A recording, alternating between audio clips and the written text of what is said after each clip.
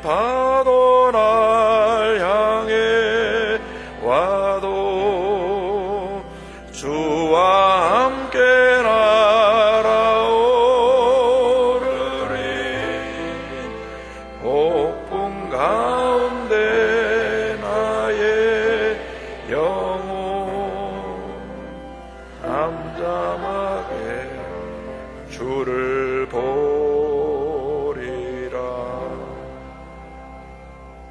사랑과 은혜와 자비가 무한하신 하나님 아버지, 저희들이 믿음의 눈을 들어 주님을 바라봅니다. 이 세상을 사는 동안에 우리 마음속에 상처도 많았고 염려하고 근심하는 것도 많았는데, 오늘 주님의 전에 와서 저희들이 주님 앞에 기도하고 찬양하니 얼마나 마음이 기쁘고 평안한지요. 주님께서 이 시간 성령으로 역사하여 주셔서 저희들의 마음을 어루만져 주시고 주님의 기쁨으로, 주님의 사랑으로, 주님의 용서로, 주님의 치료로 충만케 하여 주옵소서. 예수님의 이름으로 기도 올리옵나이다. 아멘. 이 세상에 존재하는 모든 생물체 가운데서 오직 우리 인간만 꿈과 희망을 먹고 삽니다. 꿈과 희망은 우리를 모든 절망 가운데서, 우리를 낙심하고 좌절케 하는 데서 우리를 건져줍니다. 2차 세계대전 당시에 독일의 죽음의 수용소에 갇혔던 정신과 의사 빅터 프랭클이라는 분이 있습니다. 유태인이었기 때문에 온 가족이 붙잡혔습니다. 부모도 그 죽음의 수용소에서 죽어갔고, 사랑하는 아내도 죽어갔습니다. 개수실로 들어가서 그들이 잿더미가 되어 나올 때 빅터 프랭클은 다른 죄수들과 함께 그 시체를 태운 잿더미를 치워야 됐습니다. 감당할 수 없는 심한 고문이 가해지고 말할 수 없는 고통이 다가왔습니다. 자기가 갖고 있던 모든 것을 다 빼앗겨버렸습니다. 사랑하는 아내도, 부모님도, 재산도, 건강마저 빼앗겼습니다. 그런데 그 절망의 자리에서 빅터 프랭클은 하나님을 바라보았습니다. 내 가진 모든 걸 다 빼앗아 간다고 할지라도 나의 마음을 빼앗아 갈 수 없을 것이다. 할렐루야. 그는 그 절망의 수용소에서 매일 꿈과 희망을 먹으며 본인이 자유케 될 몸을 바라보았습니다.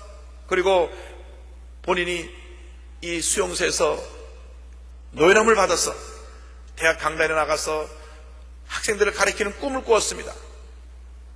2차 세계대전이 마쳤을 때 같은 방에 있던 많은 죄수들이 죽었지만은 빅터 프랭클은 살아남게 되었고, 그는 세계적인 심리학자로, 정신과 닥터로 이름이 알려지게 되었던 것입니다. 우리 그리스도인들에게 어떠한 환난이 다가온다고 할지라도 그 환난은 끝이 아닙니다. 하나의 과정에 불과한 것입니다. 환난 끝에는 분명히 하나님이 예비하신 축복과 은혜와 승리가 우리를 기다리고 있는 것입니다. 로마서 5장 3절로 4절을 말씀합니다. 다만 이뿐 아니라 우리가 환난 중에도 즐거워하나니 이는 환난은 인내를, 인내는 연단을, 연단은 소망을 이루는 줄 알미로다. 할렐루야.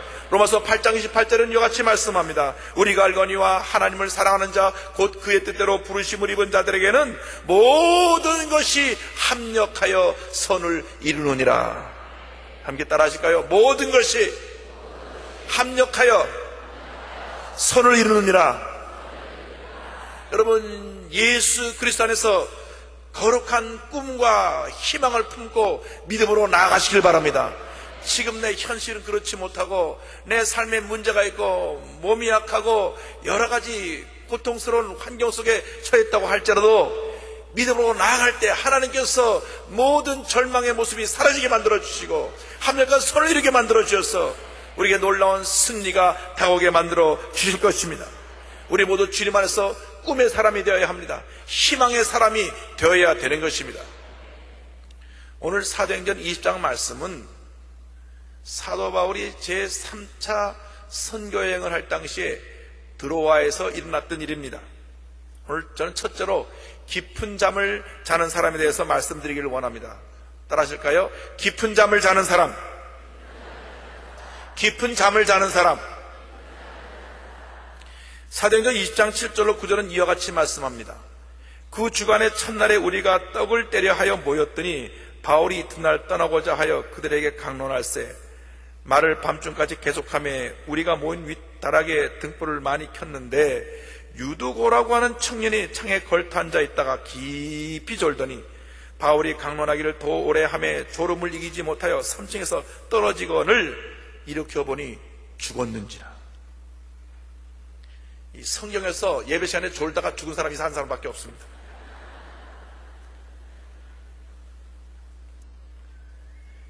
들어와 가서 말씀을 전하는데 이 유두고라는 청년이 뒤로 가더니만 창가에 걸터 앉았습니다.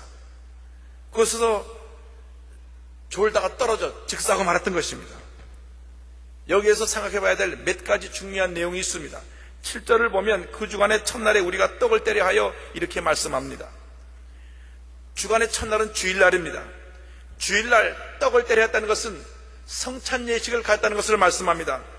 초대교회는 언제나 모일 때마다 성찬을 떼면서 예수님의 고난을 기념했습니다. 예수님의 십자가를 생각했습니다. 이렇게 중요한 예식을 거행하고 말씀을 듣는 중에 이 유두고가 졸았던 것입니다. 구절을 보니까 졸아도 깊이 졸았습니다. 예수님의 고난을 잊어버릴 때 우리는 깊은 영적인 잠을 자게 되는 것입니다. 여러분이 일생을 살아간 동안에 첫째도 예수님의 십자가, 둘째도 예수님의 십자가, 마지막도 예수님의 십자가, 예수님의 십자가가 기억되기를 주님의 이름으로 축원합니다. 십자가 없이 예수를 믿는 사람들은 예수를 잘못 믿는 것입니다. 헛믿는 것입니다. 우리 삶의 유일한 자랑거리가 예수 그리스도의 십자가가 되어야 되는 것입니다. 그런데 성경을 보니까 이 졸은 사람이 청년이라고 말을 했습니다. 꿈을 꾸며 희망을 가지고 믿음으로 전쟁에 나가야 될 청년들이 졸고 있었습니다. 오늘 대학생 성계가 많이 여기 참석을 했는데 여러분 주일 와서 거룩한 꿈을 꾸십시오. 꿈을 꾸며 나가시길 바랍니다. 절대로 졸지 마시고 거룩한 꿈을 꾸고 믿음으로 나가실 주님으로 축원합니다. 우리가 영적으로 잠을 자면 안 됩니다. 깨어 있어야 되는 것입니다. 베드로전서 5장 8절에 근신하라 깨어라 너의 대적 마귀가 우는 사자같이 두루다니며 삼킬자를 찾나니 성경은 말씀을 하고 있습니다. 깊이 잠을 잤을 때 어떤 결과가 다가왔습니까? 사도행전 20장 9절을 보니까 유두고라고 하는 청년이 창에 걸터 앉아 있다가 깊이 졸더니 바울이 강론하기를 도래하며 설교를 도래 한 거죠. 졸음을 이기지 못하여 3층에서 떨어지거늘 일으켜보니 죽었는지라. 여러분 신앙생활을 할 때 영적인 잠을 자면 안 됩니다. 늘 깨어 있어야 되는 것입니다. 제가 일본에서 사역할 때 일본 성도 가운데 한 분이 예배가 시작돼서 찬양하고 기도하고 성도의 찬양이 끝나고 제가 설교할 때가 되면 어김없이 주무시는 분이 계셨어요. 이분은 컴퓨터 스토어를 가지고 사업을 하시다가 사업이 안 돼서 완전히 망해가지고 홈리스 노숙자가 됐어요. 집에도 들어가지 아니하고 밖에 공원에 나와서 잠을 잡니다. 그런데 그분을 전도해서 예수를 믿게 됐어요. 근데 워낙 그분이 오랫동안 무기력증에 빠졌기 때문에 교회 나오긴 나오는데 또 영어도 곧잘하고요. 배운 것도 많고 아는 것도 많아요. 그런데 설교 시간만 되면 주무시는 거예요. 어김없이 올라와서 설교를 한 5분 정도 하고 보면 잘 주무시고 계세요. 그런데 하루는 부흥 강사 목사님 오셔서 절대 예배 시간에 졸지 마십시오. 예배 시간에 졸면 마귀가 안수합니다. 그리고 그분 눈 번쩍 또 깼어요. 마귀가 안수한다니까 겁이 난 모양이에요. 그리고 그 다음부터는 안 주무시더라고요. 여러분 영적인 잠에서 깨어나야 되는 것입니다. 절대로 졸아서는 안 해야 되는 것입니다. 젊은 청년이 왜 졸았습니까?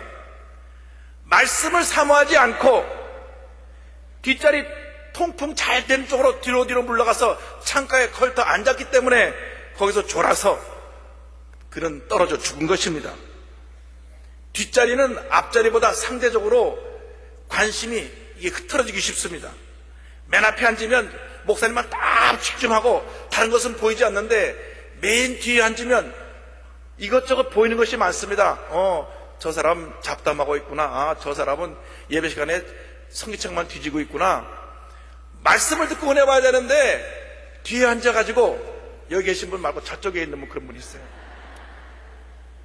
앞을 바라보고 옆을 바라보고 평가하고 비판을 합니다. 그리고 맨 뒷자리에 앉았으니까 누가 보는 사람도 없겠다. 자세가 느긋해져서 등을 뒤로 펴고 눈을 조용히 감습니다. 감는 그 순간 잠이 솔솔 오는 것입니다. 더군다나 3층 다락방에 사람들이 많으면서 얼마나 더웠습니까? 창가에 앉아서 바람이 솔솔 불어오니 졸음이 와서 깊이 잠이 들어가지고, 얼마나 깊이 잠이 들었냐? 졸다가 그냥 떨어져서 즉사하고 말았던 것입니다. 세계적인 재벌이었던 록펠러의 어머니께서 그 아들에게 남긴 교훈 중에 하나가 예배 시간에 꼭 앞자리에 앉으라고 하는 것입니다. 언제나 예배 시간에 앞자리에 앉아서 목사님의 말씀을 주의 깊게 듣고 은혜 받고 그 말씀을 가지고 한 주일 동안 승리하며 살아라. 할렐루야. 제가 신길동에는 신길 성결교회 가서 집회를 인도하는데, 꽤 오래전 얘기입니다. 한 분이 맨 앞자리에 항상 나와서 아주 제 말씀을 집중해 듣고 예배 후에도 기도를 한 1시간씩 하고 가세요. 키가 작고 안경을 쓰신 분인데, 저분이 누군데 저렇게 예배를 열심히 잘 드리나. 매일같이 열심히 나서 예배를 잘 드려요. 나중에 알고 보니까 신원그룹의 박성철 장로님이신데, 이분은 언제나 매일같이 앞자리에 앉아서 예배 드리고, 그리고 새벽 예배를 빠질 적이 없어요. 그 업무가 많고 회사 경영이 바쁜데도 새벽 예배를 하나도 거르지 않고 나와서 기도하시면서 하나님의 지혜를 구하는 모습을 보았습니다. 여러분, 이러한 적극적이고 열심 있는 신앙으로 주님을 섬기시길 바랍니다. 예배 드리는 일에 최고의 정성을 들이시기 바랍니다. 주님의 말씀을 사모하고 언제나 앞에 앉기를 힘쓰고 말씀을 주목하여 드릴 때 하나님의 은혜가 우리에게 임하는 것입니다. 축복이 임하는 것입니다. 문제가 해결되는 것입니다. 하나님의 놀라운 역사가 우리에게 임하는 것입니다. 그러므로 여러분이 결심해야 됩니다.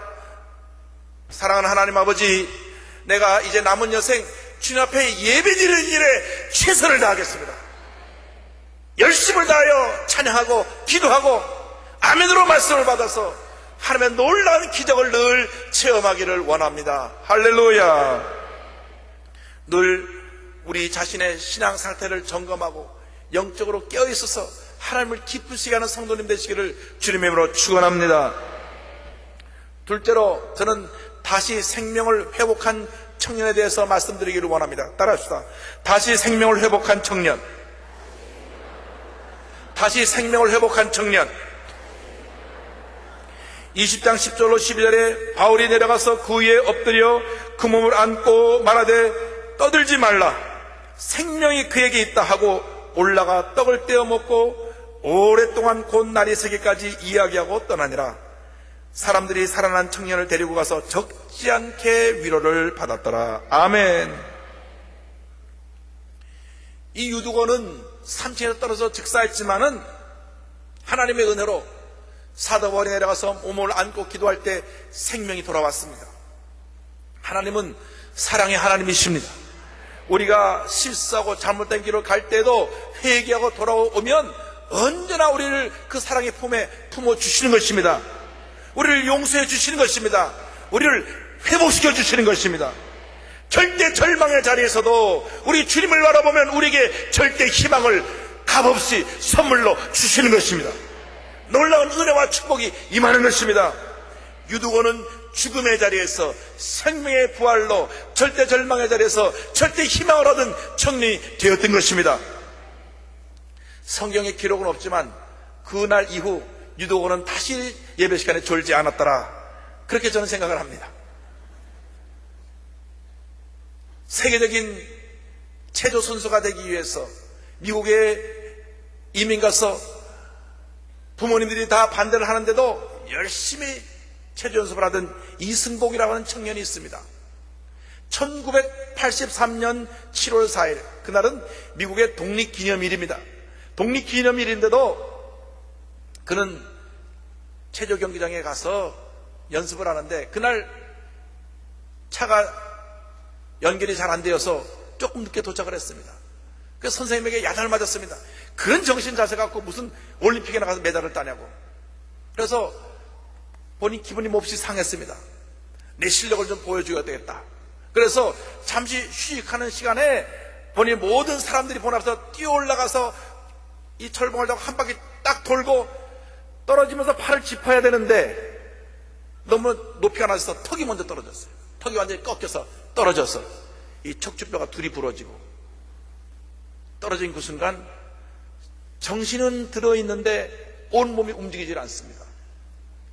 그래서 긴급 이제 이 청년을 중환자실로 옮기는데 정신은 있는데 말은 할 수 있는데 손가락 하나 움직일 수 없어요. 목부터 아래까지 온 전신을 기부스를 합니다. 절대 절망입니다.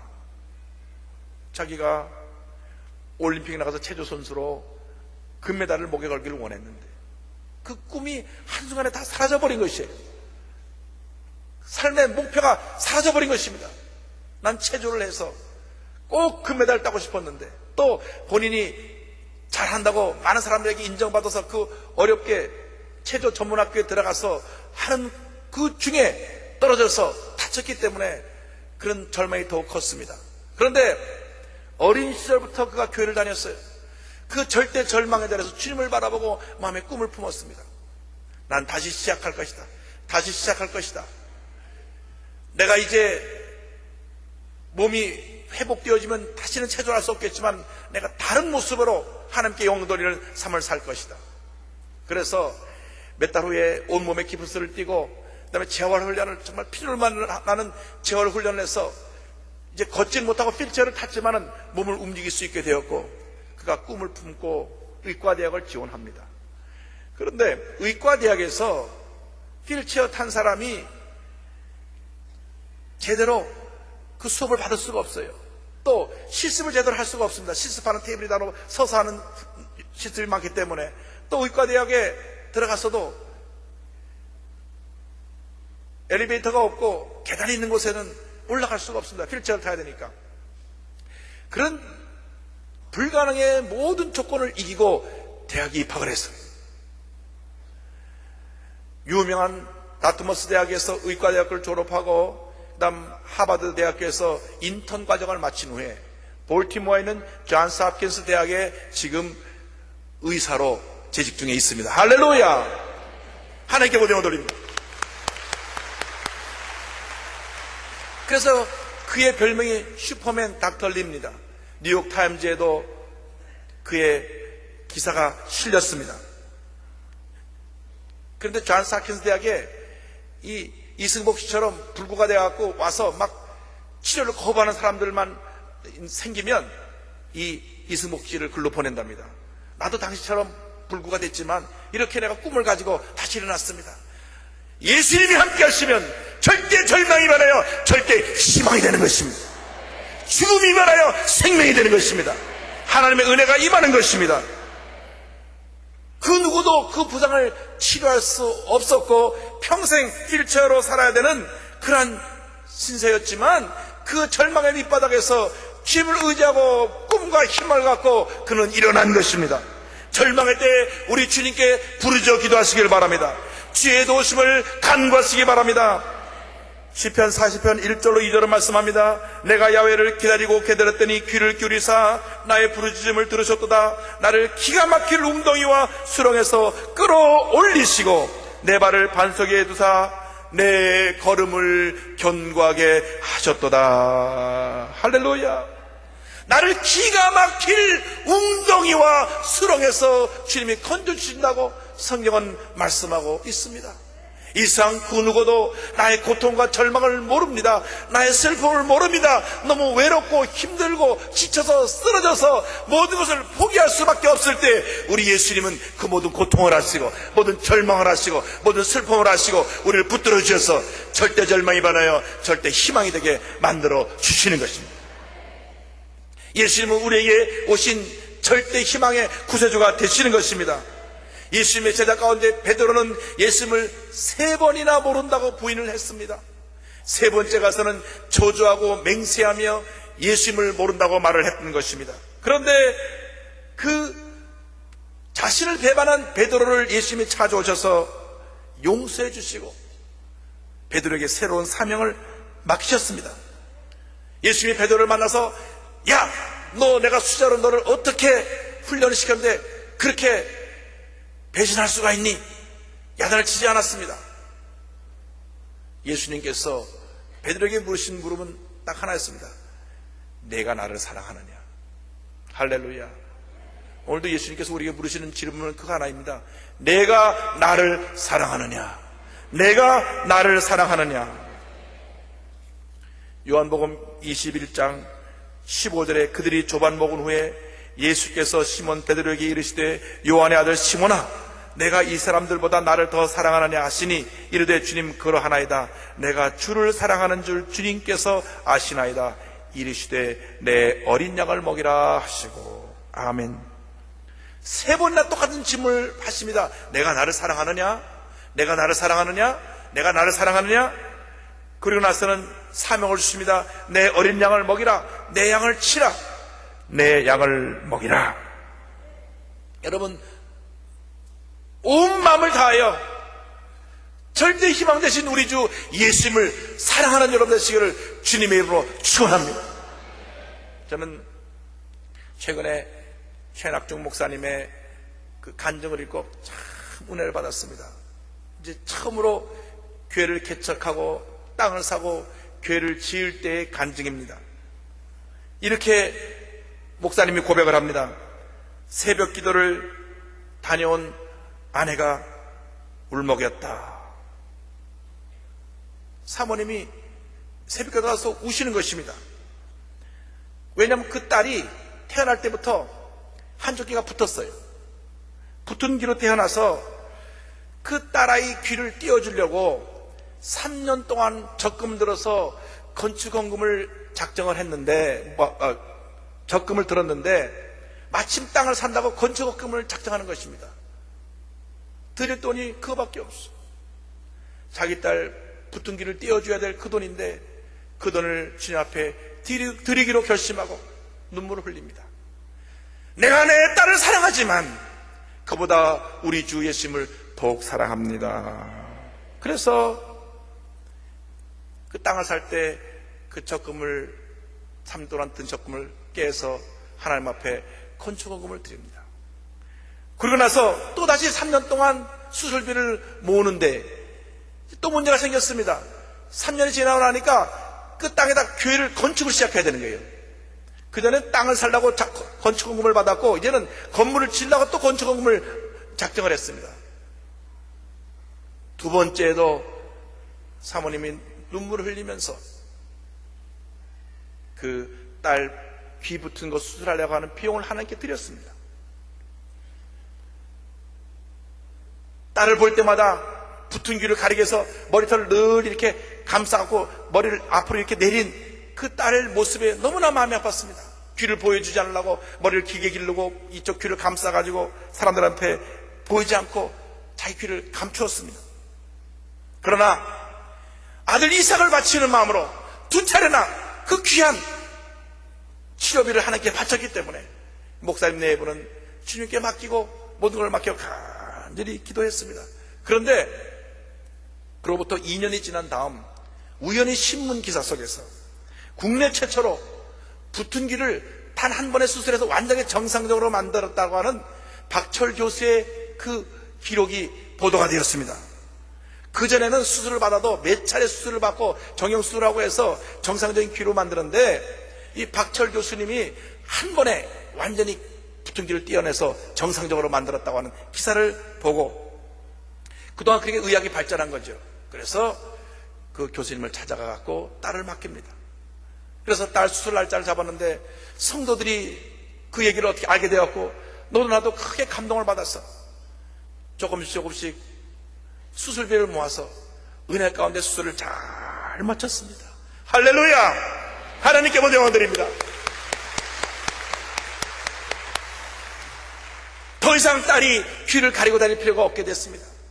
지난 8년 동안 그 딸을 볼 때마다 그 어머니는 너무나 안타깝고 딸이 앉아서 보이지 않게 눈물을 흘렸는데 하나님의 은혜 가운데 단 한 번의 수술로 정상적인 모습으로 돌아와서 얼마나 감사한지. 저는 이 간증을 읽으면서 정말 우리가 예수님을 사랑할 때 이렇게 뜨겁게 사랑해야 되겠구나. 내게 가장 귀한 것이라고 할지라도 우리 주님을 위해서라면, 우리 주님을 위해서라면, 우리 주님을 위해서라면 아낌없이 드릴 수 있는 여러분 되시기를 주님의 이름으로 축원합니다. 이것이 우리를 절대 절망에서 절대 희망으로 인도해 주신 예수님께 대한 우리의 사랑의 모습이 되어야 되는 것입니다. 주님을 뜨겁게 사랑하십시오. 주님 안에서 꿈과 희망을 가지고 믿음으로 전진 또 전진나간 여러분 되시기를 주님의 이름으로 축원합니다. 기도하겠습니다. 사랑과 은혜와 자비가 무한하신 하나님 아버지, 주님의 크신 사랑을 생각할 때 만입이 있어도 우리는 다 감사를 드리지 못합니다. 너무나 크신 은혜, 그 사랑 감사할 것밖에 없습니다. 절대 절망에 처한 저희들을 예수님을 보내주셔서 절대 희망으로 인도하신 하나님 아버지 은혜를 감사드립니다. 이제 남은 여생 절대 희망 되신 예수님을 내 마음 가운데 모시고 하나님의 영광을 위해 살기 원합니다. 주님 함께 하시고 역사하여 주옵소서. 예수님의 이름으로 기도 올리옵나이다. 아멘.